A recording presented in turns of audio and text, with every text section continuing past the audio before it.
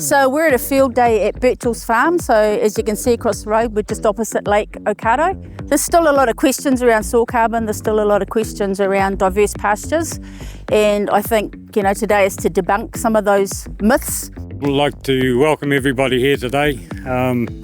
Wicked turnout. It's really great to see that there's so much interest in going forward, another step going forward.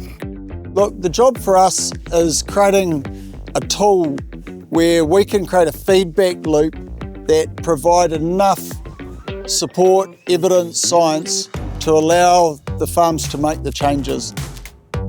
We've got to figure out how to do better, because we're not going to be able to farm here in another generation if we don't make some changes. I was like, I want to do this thing, Dad.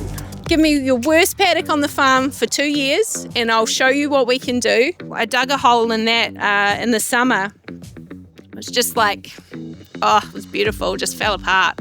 So I definitely think these cover crops are addressing a large proportion of that issue. And that's where your daikon radish is just a superstar, eh? If you're making environmental changes that are positive, then to know where you've started is important.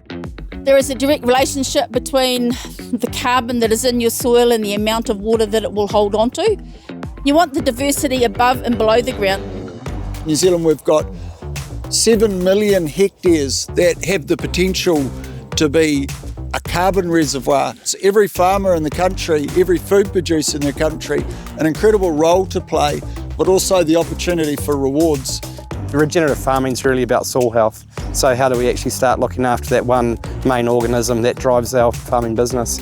If you're looking at making changes, get your farm base levelled, is it? Because your big gains are what you get early on.